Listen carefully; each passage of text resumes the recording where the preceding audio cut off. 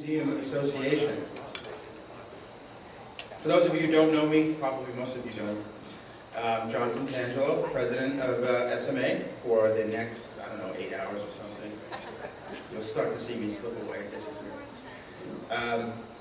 Before I introduce our incoming president, Jason Alari, I just wanted to tell you a few things about membership in this organization. If you look in your folders, you'll see that there is a sheet in there that explains some new benefits that you have, but I will briefly run through them. When you attend the conference, on behalf of your institution, everyone in your institution is entitled to membership benefits for 1 year. You will all find a SMA member vinyl cling in your folder. Please, if you can't put it on your vehicle, please put it up at your institution if you can. Also, most significantly, 4 to 5 sessions will be recorded and put online for the use of you and your staff every year. Those sessions that are being taken this year are noted in your programs with an I next to it. So please, if you see something you like and it's been recorded, please do share it with the rest of your staff when you get back. The other important distinction is that if you are unable to attend next year, please consider paying membership dues to keep your benefits active. This will entitle you to next year's sessions, which are recorded. And last but not least, I hope everyone here has received our new e-newsletter, Small Talk. They'll be coming out 3 times a year, in around January, mid-May, and then mid-September. So, Jason Alari, who is Vice President of SMA, is going to be the incoming president. He is the Executive Director of the Cumberland County Historical Societies, and he's going to talk to you all about board nominations. Thank you. Good morning, everyone. It is my honor on behalf of the board to call for a voice vote of several incoming board members and one board member who is going to be coming on board for a second term. And I'd like to just call the names of these individuals and have them stand, and I'll just give you a very, very brief bio of their professional career. So Dana Aldridge, who has been serving for many years as a conference registrar. She's one of these incoming board nominations. Catherine Blackwell from Colvin Run Mill.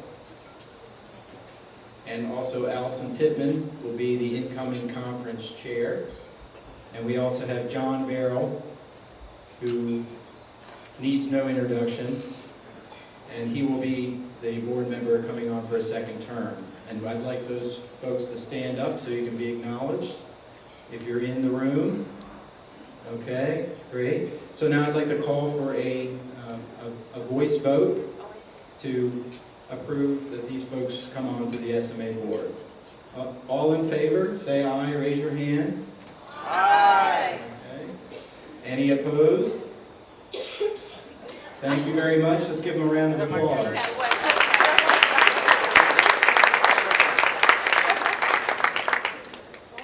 And I have one last announcement. This will keep you on the edge of your seat. I have an exciting announcement tomorrow that you should stay, just be ready for it, and I think it's going to greatly impact the small museum community, the small museum field, and I'm excited about making this announcement, but that will be tomorrow. I'm sorry? The announcement? No, but you'll be hearing about it from other organizations. And we'll put it in small talk. Okay. It is my honor to introduce our current conference chair, Rod Cofield, and he has several announcements to make, and he will be introducing our keynote speakers. Thank you. Good morning. How are you all doing today?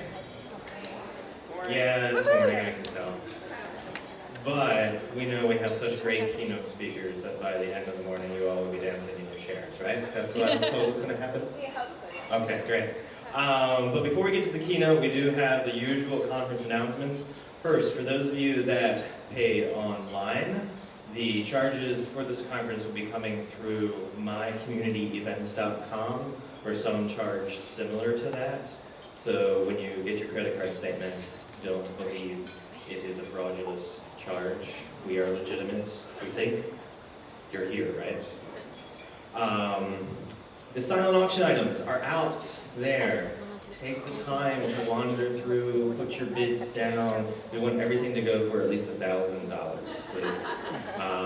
The silent auction is what we use to pay the scholarship costs for the fine folks that come here and have their registration fees paid for through the Small Museum Association.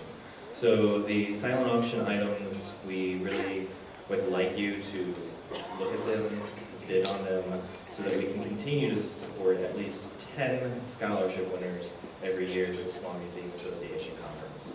For those of you that are Small Museum Association scholarship winners, you should probably try to gin up interest amongst your fellows so that other people can have the same opportunity as you.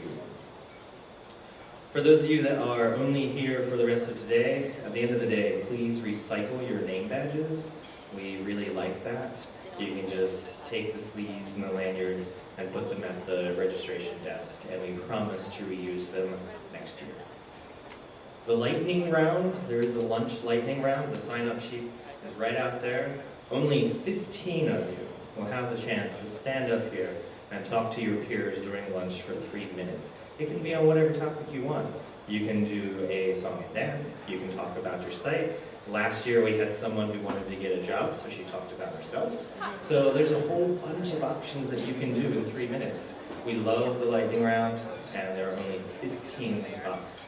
Sign up is right outside the door.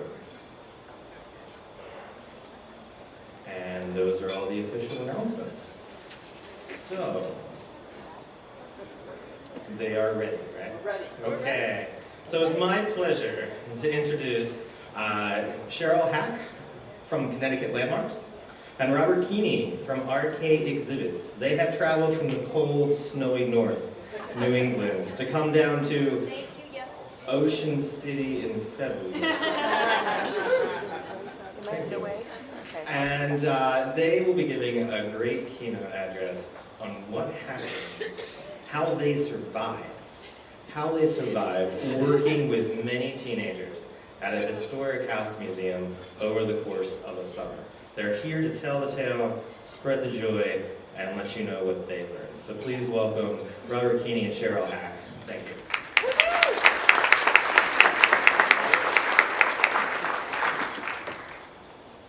Hi there, good morning. I'm Sheryl Hack. I'm the Executive Director of Connecticut Landmarks. It's a pleasure and a privilege to be here with all of you today. So I went to Connecticut Landmarks, actually the then Antiquarian and Landmark Society, in 2005 to create Connecticut Landmarks, a rebranded, revitalized heritage organization. Slide to the slides. So Connecticut Landmarks is Connecticut's largest statewide heritage organization. We have 12 important historic properties. Our mission focuses on community engagement and on telling important Connecticut stories. We have a green vision statement, and I mention that both with a nod to Sarah Brophy in the back, with whom I worked on this vision statement, and also because, quite frankly, it has served us very well in terms of focusing our attention and galvanizing public attention for our organization, which is branded with the tagline, History Moving Forward. So now to my vision for the organization, because it really is this vision that it has informed the two projects that I'd like to talk to you about and Robert will speak to you about today. The first one, just briefly, it's a Hartford project I'll share with you. And then secondly, and more importantly, the project that we actually have been involved in at our Hempsted houses in New London for the past 3 years. So, no, we're going to stay on vision. Thank you. So in terms of my vision, I think that we have a social contract. I think that those of us who have the privilege of accepting 501c3 status on behalf of the public have responsibilities to be doing something for that public that we can A, articulate, B, are very clear about, and C, creates public benefit. Secondly, I think we should resonate with and be an active player in our communities.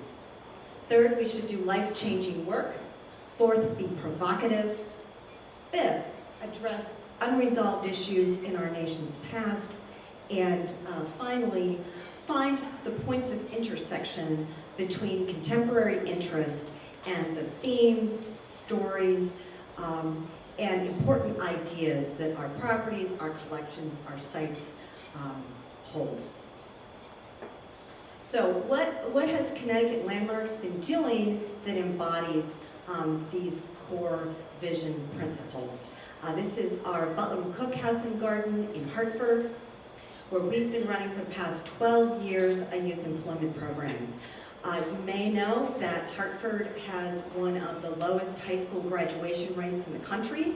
This, I think, is a pretty major problem for all of us in Hartford, as well as for the broader community with so many kids left out. And it's really kids left out that were otherwise left out that we're talking about with both of these projects and how we've reached out to these kids. So in terms of our youth employment program, we recruit across Hartford high schools. We bring the kids to the property to both learn about the history of this property, but also to learn about broader Hartford history, engage with cultural institutions across the city, start to think about different opportunities for careers, do resume writing, look at getting into college, and really focusing on giving them some core job skills. So we've received very strong political support. Up in the left-hand corner is a slide with our mayor, Pedro Segarra, and one of the members of City Council, Cynthia Jenkins, on the end, and with our 2012 interns. And I bring them up too because this is life-changing work. The young man in the lower left came to us with severe learning disabilities and returned to his home at the end of the summer, according to his mother, as a changed child in his family and in his school. So it is really important and interesting work. And here are our 2013 students. I also want to point out that we've received not only incredible community support and political support, but very strong funder support. So the folks that you see in the bottom left and upper right are in fact our donors, and they write us checks every year to support this program, and they come with great anticipation to meet the kids who they're helping. So one of the people is a woman who has her own private foundation fund. Another is from the utility company, as well as the city of Hartford. So let's move on to New London and our Writers Block collaboration that you've come to hear about today. The Joshua Hempsted House is the oldest house in New London. The story that was told there forever by the Antiquarian and Landmark Society since it acquired the property about 1940 was that of Joshua Hempsted, the diarist. He kept a diary for over 50 years. 30 of those years, he wrote about the enslaved person, Adam Jackson, who lived in his household. That's the story that wasn't being told. And a story which the community was well aware about because they said, we don't come to that house because a bad person lived there, a person who owned a slave. So in the summer of 2011, we began what has turned out to be a multi-year collaboration with the Writers Block, Inc. And I want to read you their mission, because their mission so perfectly aligns with the core vision points that I articulated for you earlier. So the mission of the Writers Block is to, quote, arm young voices with the power of pen and prose, reinforcing teamwork, accountability, and responsibility, igniting social change on the page and the stage. And you know what? They're serious about it. So, the group of kids that you see, again, it's the first summer collaboration. Each of these 3 summers worth of work has resulted in the kids coming up with an original performance piece with spoken word poetry, rap, song, dance, all based on their experience of studying at the property and learning Adam Jackson's story. So this first piece, called The Secret Wells Behind These Walls, was about a New London couple having serious marital strife. The secret was that one of them was descended from Joshua Hempsted's family and the other from Adam Jackson's. And the secret that wasn't told was the Hempsted family connection. So, and Grandma told the story to the children. I'm getting chills right now because it was just so amazing. The second summer, we hosted 8 young men at the property. We called them the Boys on the Block. Actually, I'm sorry, let's go back to that slide. We began the process of engaging these kids with other cultural institutions. So you see them in the lower right in front of Mark Twain House in Hartford. Again, they studied at the property, and the production that they did was called Wealth in Skin, Creative Historical Freedom Stories. So you see them putting it on at the property, and what they did with this piece was they took the African American narrative, or experience narrative, from slavery to freedom. So they looked at not only Adam Jackson's life, but Fenner Smith's and a number of other enslaved Africans from Connecticut and the greater Connecticut area, and they took the piece all the way up through the civil rights movement, which of course is critical because these young men are quite far away from the very palpable experience that many folks in this room had of that movement. So our third summer was this past year, 2013. The performance piece that the kids put together was called The Slave Inside Me. We'll let you meet some of these kids and hear a little bit more about that later. But again, they're performing at the house. I want to point out the creativity that these kids show is just amazing. And up in the upper left corner, what they did as community and audience members were gathering at the property before the show was they had wax museum characters. So they were standing on blocks, frozen. And so up in that photo, you see Adam Jackson, Joshua Hempsted, Joan Jackson, Adam Jackson's mother, as well as Susan B. Anthony, and a Holocaust survivor, because they really took the issue of slavery and what makes people slaves and what you slave to as their profound narrative for this performance piece. So this summer we also more deliberately began the Hempsted Reinterpretation Project that we were so grateful to receive funding from IMLS to support. And let me just say that really that project has a number of critical goals for us. I mean, first really to bring life and vitality to Hempsted houses. And I would say that's been the core agenda for us in working with these kids in general. Then to engage core community constituencies in telling the critical Hempsted House stories and finding out which stories they're interested in and how to tell them. To learn what would interest teens about these stories and make them and the house and make them and their friends and family members, community members want to come to the property, and most notably to assist us in doing the primary research that's necessary to figure out how to completely repurpose this house to tell Adam Jackson's story. So we worked with a community, or we are working with a community advisory group, because of course we're in progress right now.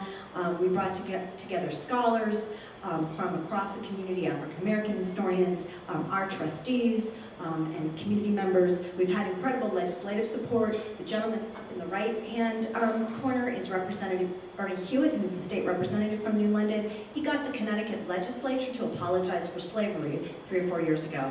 And he has been absolutely instrumental in coming and talking to the kids about his experience in attending family reunions with the ancestors of his former family members, owners. Pretty amazing stuff.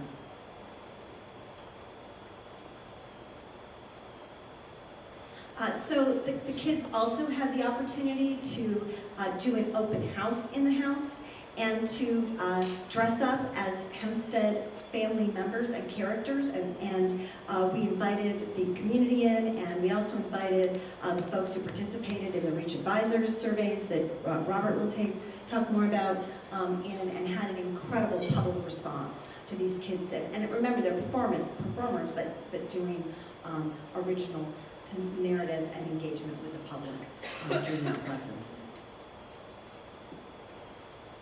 And we've received considerable recognition for our work with the Writers Block.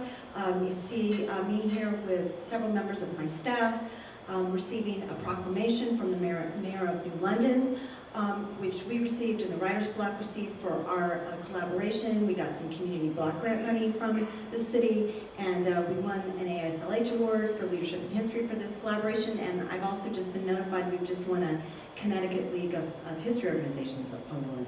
So it's been fascinating to see the kind of public response, but more importantly, just to see how powerful this experience has been for these kids.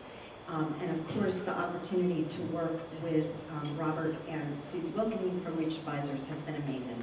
So now I'd like to let you see the first video, start to meet the kids, and then you'll hear from Robert. Thank you. Well, if you do knock down this house, it's like there's no one in London, because there's not a lot of houses that were here for more than 100 years. So this house represents New London to you? To me, yes, but I don't know about other people. I don't know if we can dim the lights, Rod, but because we do have several more videos coming in. We're just wondering if we could get the lights. Could everybody see the video? Okay.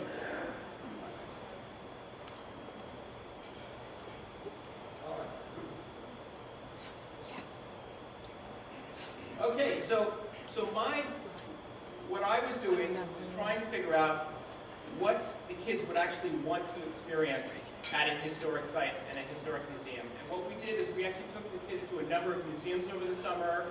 We did some workshops with them, and not just from if I go there with my school group, what I would want to do, but why would kids want to go to the Hempsted House with their family? Why would they choose to do that? What could we change? What could we come up with rules that would help us figure out how to interpret the house in a way the kids would actually want to go there? So first of all, there is a blog where we talk a lot more about this. And Rod, is there a way we can put this somewhere where someone could, the blog address? Yes, so we'll figure out a way to do that for your group. So first of all, the Hempsted House, we had the kids come in and we said, what do you think of this house? Many of these kids live in the neighborhood, so they had seen the house and they had some opinions, including slaves were in chains. Slaves lived in outbuildings. There were many slaves. Slaves ate bad food. They had lousy clothing. They really had sort of the vision, the southern vision of slavery within this house. Yeah, we're talking about colonial slavery. This is very early. Adam Jackson is there starting in 1732. He lives in the house. It's a very different experience. But for the kids, this house was just a scary place. It was dark all the time, and it had the whole community. The kids were actually reflecting what their parents thought. The whole community had a very, very negative opinion of the house. Next slide. So who is this house for? Old people. Ghosts. Everybody thought there were ghosts in the house because the house is always dark. And of course, historians. So this is what the kids thought the house was for. They certainly didn't think the house was for them. So here's what we're going to do with the kids over the course of the summer. The first thing they're going to do is we're going to hear from... Could you please talk into the mic? You're turning away to look at the screen and I can't hear you. Okay. Thank you. Is that good? Better. Okay. So the first thing we did was had the kids come to hear the author speak. Allegra wrote a great book on Adam Jackson, who's an enslaved person at the Hempsted House, from the diaries of... It's a very thick book, but we wanted the kids to start to get into a deeper understanding of the history of the property, but also a deeper understanding of colonial slavery. At one point we had the kids say, what would you do in this house? And we did a prototyping workshop, say, let's try making exhibits. What would you create? What would you want to have in this house for experiences?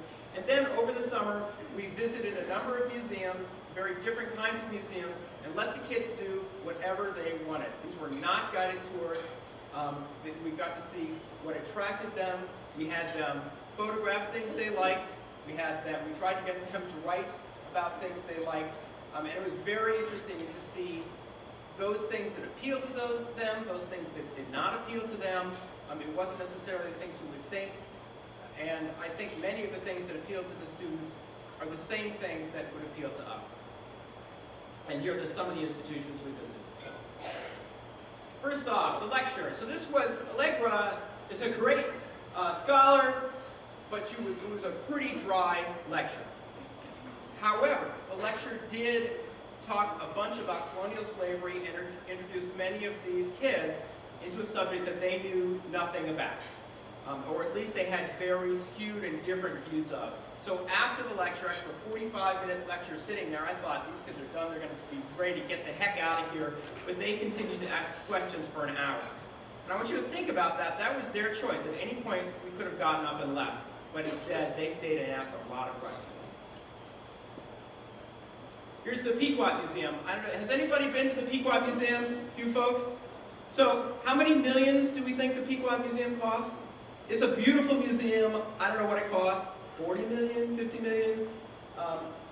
Much of it, the kids ran through until we got to, there's the giant village where there's a bunch of audio components, and the kids were able to do those audio components and choose what to listen to and what not to listen to. And they really liked that. That gave them choice, and that came up again and again as important.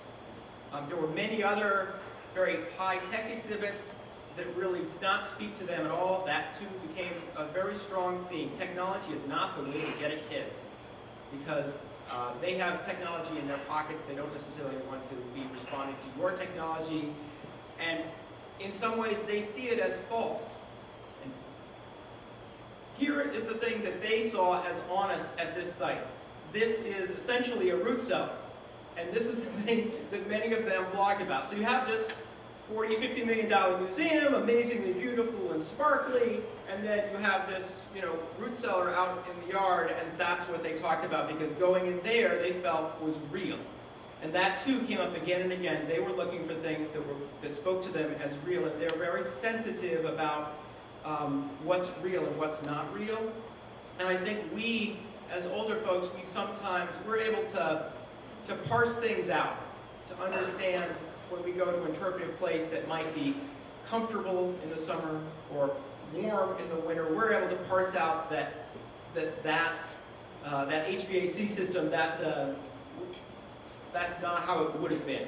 But the kids, they don't come with all of those filters. So for them, someplace that's dark and cold and damp is much more meaningful than a nice warm museum with lots of exhibit panels on the wall. New Bedford Whaling Museum, they have a wonderful collection, a whole bunch of wonderful objects that I kept on trying to grab kids and talk about, and the kids, they had no way into those stories, so they would pass by object after object. There was one hands-on activity, very simple hands-on activity, and that spoke to the kids, got the kids involved in an actual conversation, and that was really interesting, whereas any screen they passed right by. Again, it had to be something that they could handle, that they could take hold of. Mystic Seaport. wonderful place. The kids all responded to being able to do their own thing, and there were a few exhibits that spoke to them in particular that had meaning for them. So one is, the upper photo is behind them. There's a boat that came from Cuba, that landed here, and there was that story meant something to many of them because many of them had an immigrant connection, whereas many of the other stories didn't mean anything to them, many beautiful objects they could care less about, but that boat meant something to them. And then everybody loves animals, so any place there were animals. And those allowed for opportunities for then the kids to get involved and actually have a conversation about history. Those allowed them a way in. The kids really need a way in. And of course, they also all need to take their photos everywhere. So one thing, the kids, any place we could provide an opportunity to take photos ended up to be a hot spot. So I thought that was really interesting. And they don't necessarily look at the photos, by the way. They love taking the photos. But, we did hear this one interpreter. This woman was wonderful. She sang, she danced, she could play a dozen instruments. These kids all are interested in the arts. That's why they were part of this program. She did get them to sing a little bit, but they were still, it's not the thing that they remembered because it still wasn't necessarily their choice to be with her. So I thought here was something I thought would resonate with them, and even that did not necessarily resonate with them. And now we have a quick video to hear from one of the students. Whoop. Where'd it go? Oh, I'm sorry. Not yet. Go back to the next slide. Okay, RISD Museum. So this is an art museum. Many of these students had never been to an art museum. This was an utter disaster. Okay? I'm chasing kids around the museum like, no, you cannot run in here.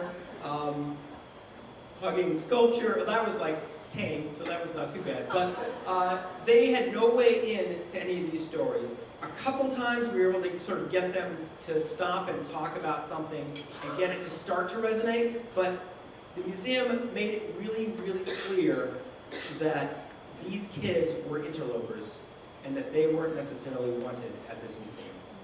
And they did that in all kinds of subtle ways. In ways that I'm sure they didn't mean to, but they made it, it was very clear to the students when they left that they weren't necessarily supposed to be there. All right, now let's hear from India. Here's her.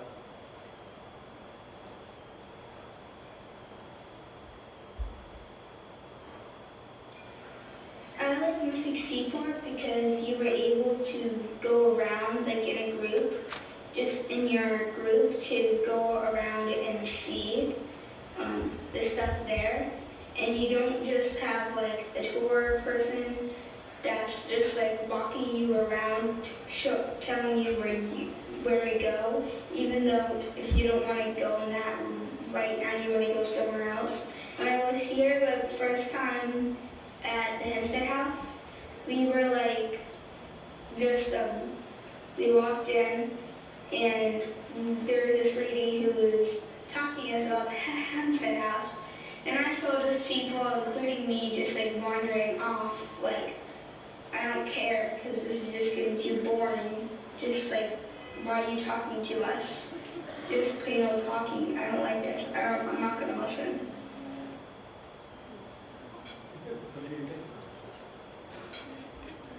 Right.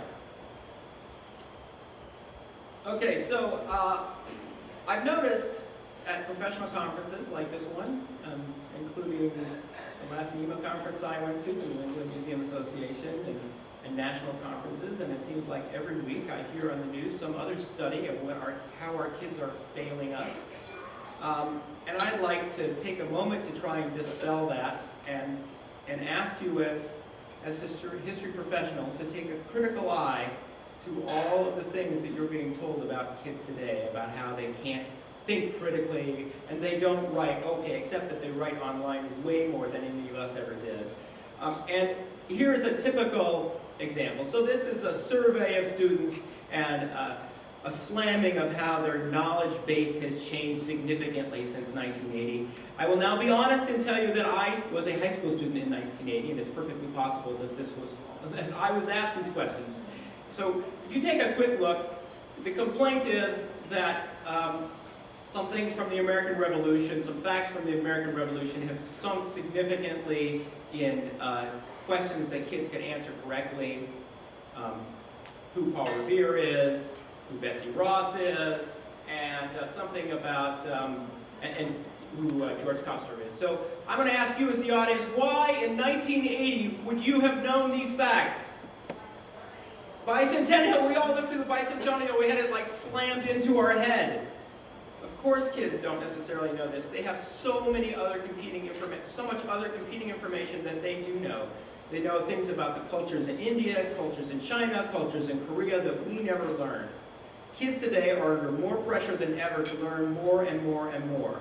And we have to understand that they are as capable as kids ever were. And we have an opportunity and an obligation to make our institutions accessible to them. And I think in doing so, we will not only make it accessible to them, but we will make it more accessible to the general public. All right, so here are some of the things that we feel we've taken away. Now, we haven't totally figured out how to make our site do these things, because I think that's the next challenge, and that's actually what we're going to talk about in our session. Choice just came up again and again is extremely important. Anytime the kids got stuck with somebody talking at them, even if that person was really, really good, their eyes rolled and they're like, this is not what we want. They just did not want to be talked to. They were fascinated by anything that felt real to them or creepy, dark, smelly. I think we can use that. Many of our houses are creepy, dark, and smelly, they need a way into a subject because they don't necessarily have the background that we have, and we need to understand how to get them to the story we want to get them to. Technology, I know you're going to have, how many people have board members who are like, what we really need is a 3D motion Odyssey ride, right? Or more and more, we need an app. The kids don't care about those things. That's what they use for their social media. They're coming to you for a real experience. Relevance matters, and we'll hear a video about that in a minute. And they just need a way in. They don't necessarily understand. Many of us, we look at an object and we bring so much understanding to that object. And so many times I would try and be like, kids, look at this. This is an amazing object, and here's why. And I realized it was all this background knowledge that I had that they didn't necessarily have. They didn't necessarily have a way in. So I think that's a real challenge for us. All right, now I'm going to tell you a story, because in the end, we do tell stories. So this is the story of John Rogers and John Jackson. John Rogers owned John Jackson, and then came to an epiphany in his life. He founded a religious movement. He frees John Jackson. He eventually buys and frees John Jackson's wife, Joan Jackson. The two of them live on the Rogers estate. Rogers is sued and he loses in court because no one likes John Rogers because he's quite the pain. He's just a fascinating guy. He loses in court, and the result of that loss is that Joan Jackson and her child, the pregnant Joan Jackson and her then child, are given to another family in Long Island. This is in 1710. So, 6 months later, imagine it is the middle of the night. It's a full moon, but it's still pretty darn dark. John Rogers and John Adams, John Rogers is 62 at this point, they get into a small craft and sail it, remember there's no motors, sail it across the Sound. They sneak into the Beebe household and they find Joan Jackson and her now 2 children, and they spirit their way back to New London. They get back to the Rogers estate. Everybody wakes up the next day, can't find Joan. Everybody knows exactly what has happened. So a crowd of people come to the Rogers estate. They grab John Rogers. John Rogers says to John Jackson, "Is she away?" "Yes, she's away. She's been sent with the children with the hopes that they'll be safe in Providence." This is a pretty dramatic tale. Joan and John Jackson will, especially Joan Jackson, will get in and out of slavery 2 more times. John Jackson will successfully sue in Massachusetts court to free Joan Jackson and her children. So here is someone, John Jackson is actually taken from Africa as a slave. He's brought to New England. He's enslaved. He ends up living with John Rogers, convincing John Rogers, and ends up freed by John Rogers, lives on the John Rogers estate with his family, and he spends most of his life working to get his wife and children out of slavery. It's a fascinating tale. But one of those kids is Adam Jackson. Adam Jackson in 1711 is 10 years old. He's living on yet another house as a slave. He will, when he's 31, I think, 31, he will be sold to the Hempsteds and live on in the Hempsted House. Adam will live in that house a very basic, he will live with the Hempsted family. His story is in the diary, it's very well documented, but it's not the story of his father. It's a very relaxed story. It's all about going on the farm and working, and then eventually training the children on the farm. But his story cannot be understood. The trials, the reality, the inner dialogue of his story cannot be understood without understanding, I would say, what's going on around him. And this is what's going on around him. But my question to you is this story part of the story of the Hempsted House? I mean, look how far away it is. John, we have the Hempsted House, eventually Joshua Hempsted's house. Adam will come to the house, he'll be there for 30 years, but this will all happen after the story I just mentioned. John Jackson and John Rogers, they're not really part of this story, and yet they are, because they are influencing how these people live their lives. And my question to you is, does this story belong in the Hempsted House? Or should we be talking about the windows? All right. And here we have one last video.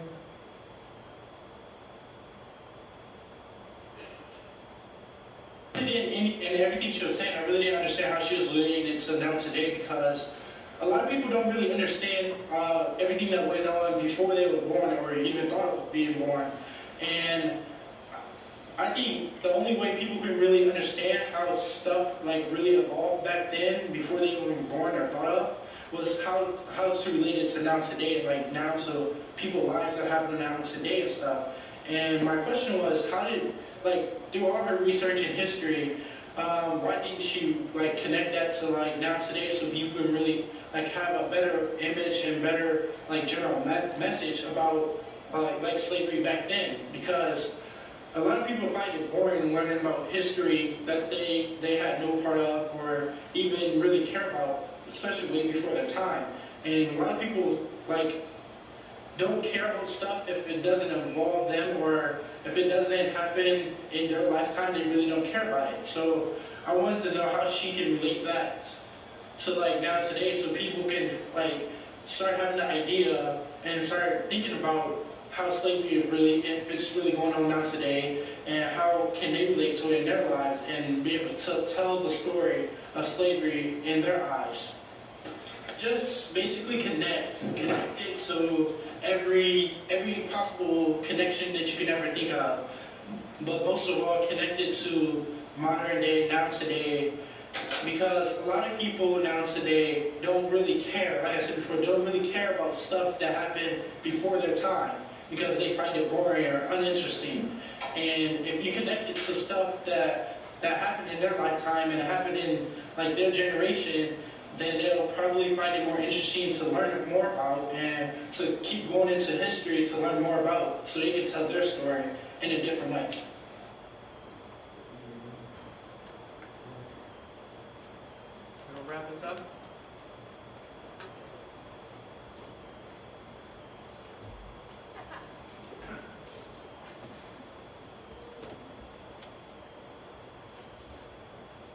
So what did we learn from this exceedingly informative process this summer? I would say, you know, in terms of my core learnings and Connecticut Landmarks core learnings, they are as follows. First of all, everyone wants to choose.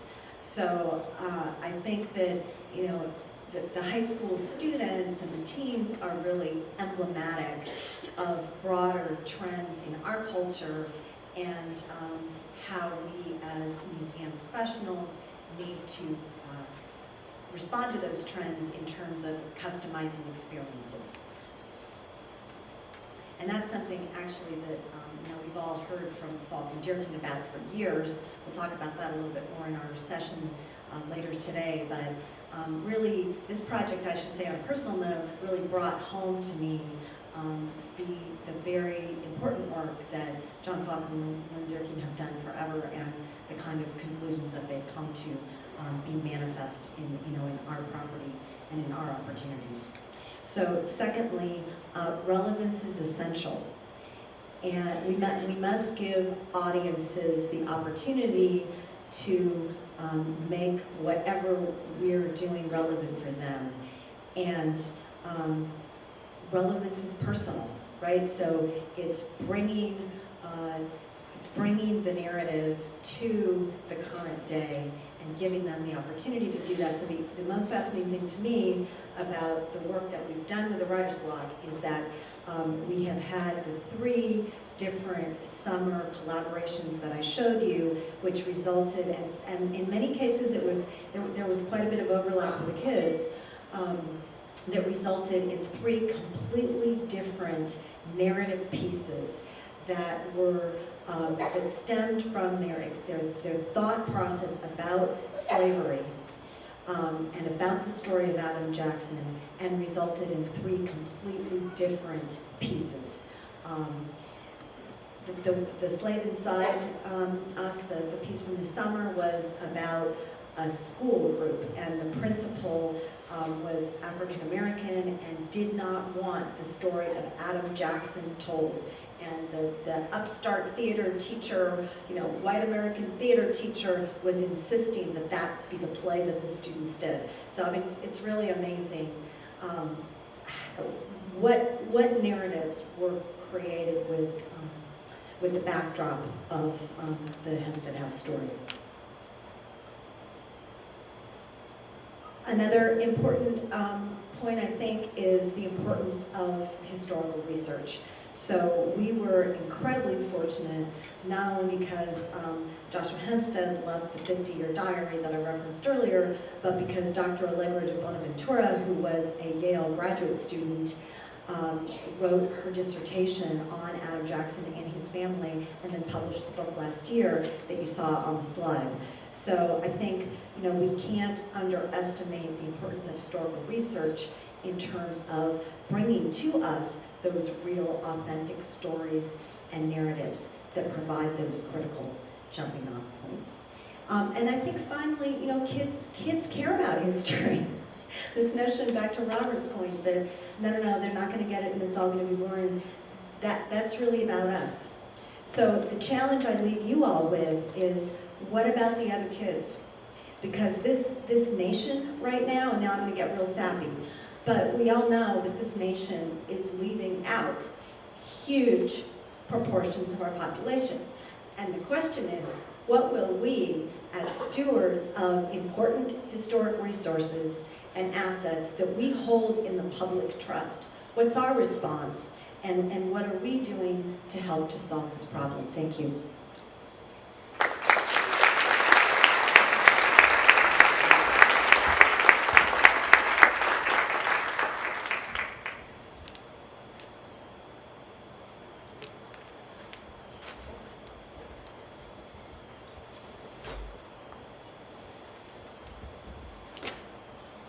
Thank you very much. We have 5 minutes for questions. If there are any questions in the audience that they want to ask Robert or Sheryl. And I will also say that they are doing a follow-up session this morning that will go into some of what they talked about more in depth, just to put that out there.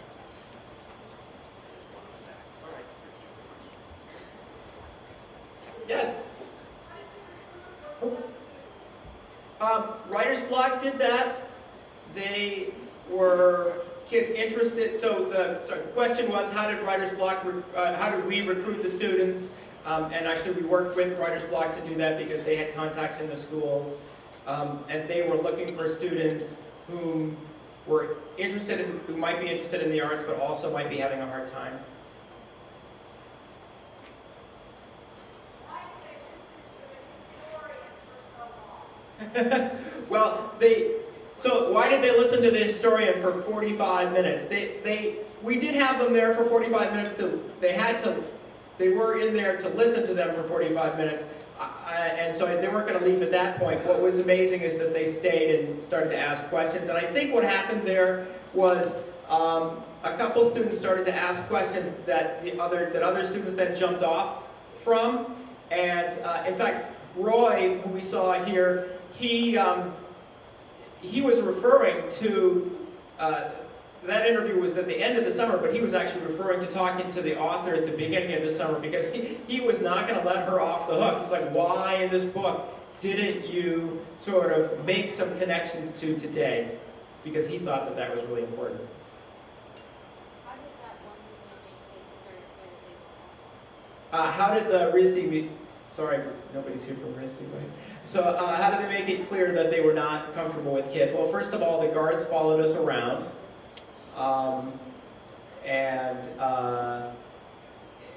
They should have given us a little introduction. They didn't give us any introduction.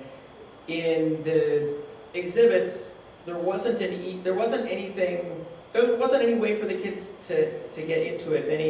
There were no like larger explanatory labels, so there was nothing for that. They were looking around for something to grab onto, and there was nothing there for them. There was the be quiet.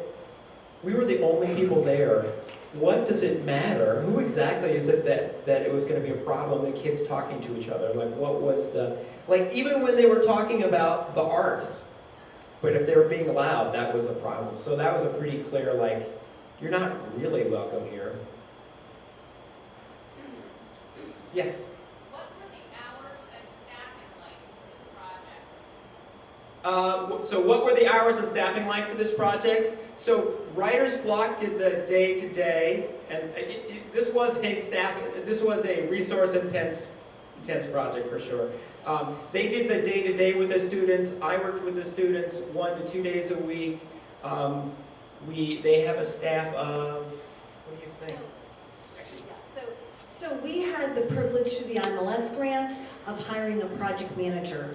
And really the framework for this overall project is to come up with an interpretive plan to completely repurpose this house, to tell Adam Jackson's, and it turns out we've learned in our subsequent research that there are other stories of enslaved people in the property, who lived at the property. So we had a project manager whose task is ongoing. We also have a site manager at the property, and then Robert and Susie are the consultants who were overseeing the specific and guiding the specific research component. But the research component and visiting the museums was only one piece of this broader initiative and collaboration that happened last summer.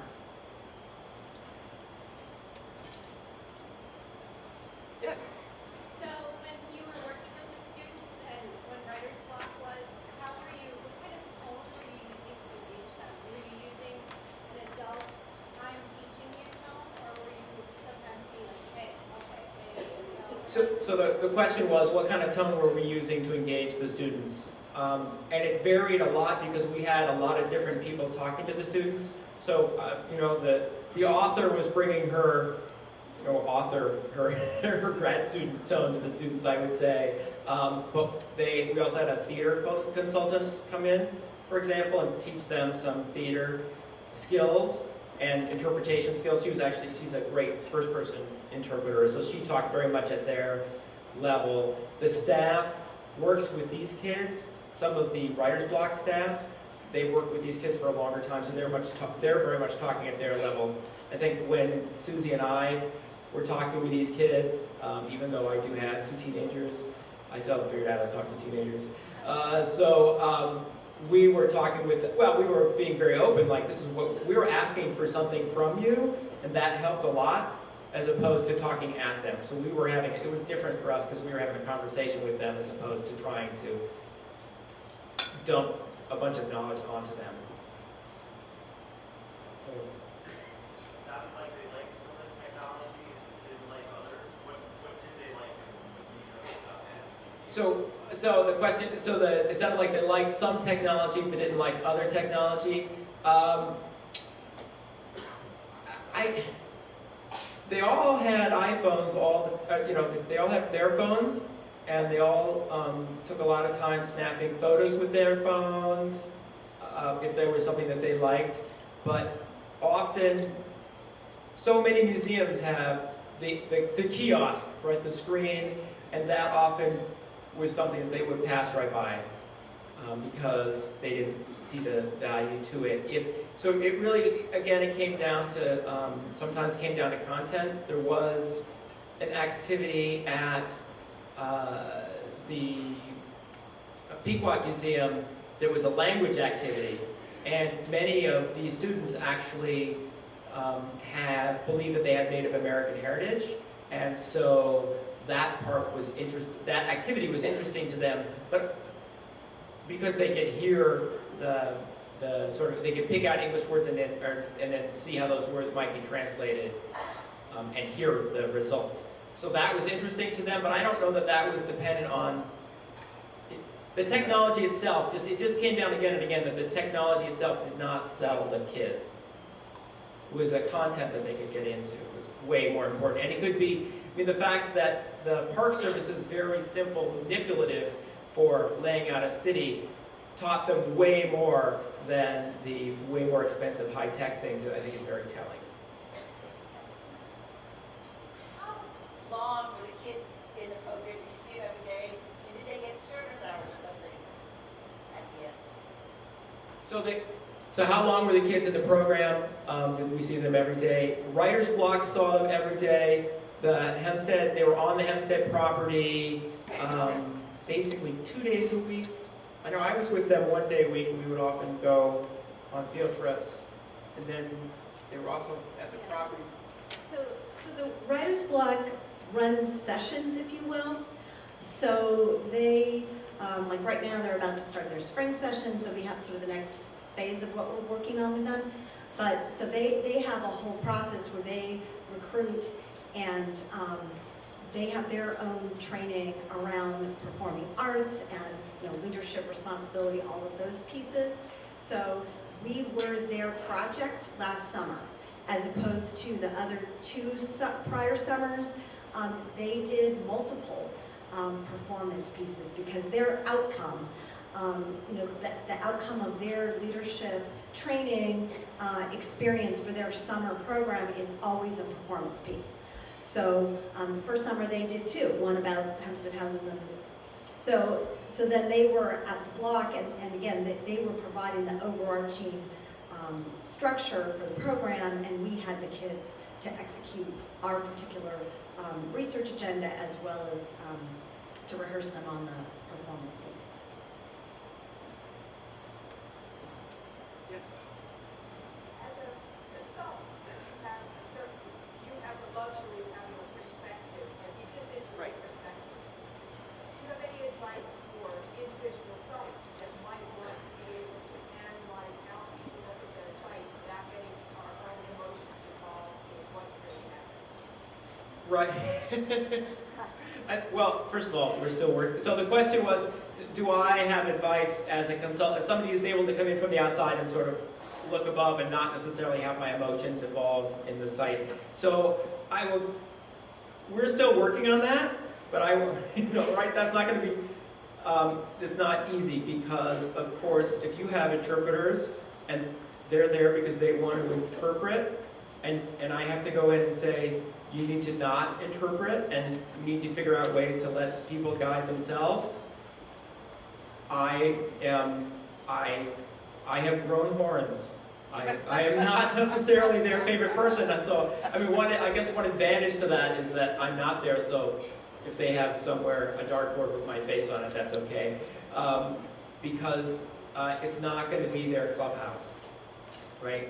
And I know that came up like in our last, yes, you know, is a historic house a clubhouse for the staff, or is it, or are you can, and the other thing what I'm trying to get the staff to understand is it doesn't matter how good you are at giving guided tours. You could be really, really, really, really good. It doesn't matter because it's not what the general public wants. And what the part that we were going to talk about this afternoon, and I'll just touch on for just a second, is the Reach Advisors piece, where Susie Wilkening did some surveys of teachers and from the community and from cultural consumers. And I think what's really interesting is that even among people that like going to historic houses, it's only 30% that actually like guided tours. So 60% of the small audience that actually goes to historic homes does not want a guided tour. And they're going anyway. So getting interpreters to understand that something's going to have to change, that they're going to have to give up some authority, that will be a slow process. I'd love to just, so thank you for your question, because I would say that that's the most difficult part of this entire project, right? And with all due respect, the staff at the house do not like Susie and Robert. So, and that's my problem, right? So I mean, I'll tell you what I'm doing, and maybe we could even turn this around a little bit here, because so they have not even been interpreters. The Antiquarian Landmark Society never hired interpreters, so they have been guides. So to me, linguistically, the notion of guide and interpreter, there's a very fundamental difference and a very fundamental shift required. So what we have done and what we're launching, because our season runs April through December, is to write an interpreter job description, and we are re-interviewing people. So we started on the process of, you don't have lifetime employment just because you come to work one season, right? Or many seasons and many seasons. And for this year, and so I'll let you all know how it goes. But to really say that no, I mean, honestly, we're serious, right? The business as usual is not what's going to happen, because not only are they flipped out about being told that people don't like guided tours, but can you imagine when we start to say, yeah, we really are serious about pulling all the objects out of this house and starting over? Can you imagine how that lands? Fear. And I've learned that my tolerance for ambiguity and excitement about this is so not shared, right? So I don't know if anybody in the audience has any tips for us, but that's the path that we're walking down right now. And it's going to be really interesting. And the thing that has really surprised me is that some of the folks, the woman who is our site administrator for the property, has been a lot more bristly about all of this than I would have expected. And she's new to the property and the project. So anybody from the audience want to share anything? And to also, in terms of our session a little bit later today, we wanted to get into the whole discussion about collections and how the role that plays in this kind of project. Have you done any work with them?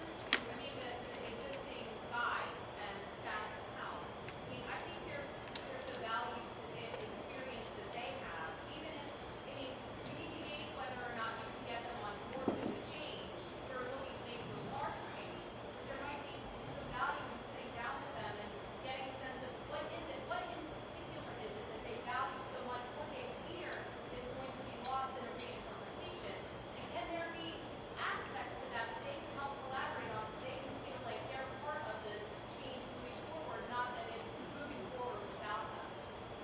So the question is, have we engaged the staff at the property in this process and asked for their input and what's important to them? Yes. I had a meeting with them last fall, which it was interesting because my staff wanted me to come and tell them what was going to happen. And I said, oh, no. Let's start with what's important to them, exactly what you said, and let's understand, and let's find out what they hear from visitors and how they experience the property. So I think that it's a work in progress, and thank you, because it's important, for me to remember that that's not an over and done. That's one conversation that needs to have other conversations built on. Do you just have people walk through the house then, since you don't have an interpreter? At this point, we have not switched it all over. So this is a multi-year project which began with the fundamental research that, again, Robert alluded to, and that we'll talk about more in our session, about what do people want in a historic museum property. The next step will be to prepare an interpretive plan, and then we've got to implement that plan. But we're in process right now. We have not executed on all that.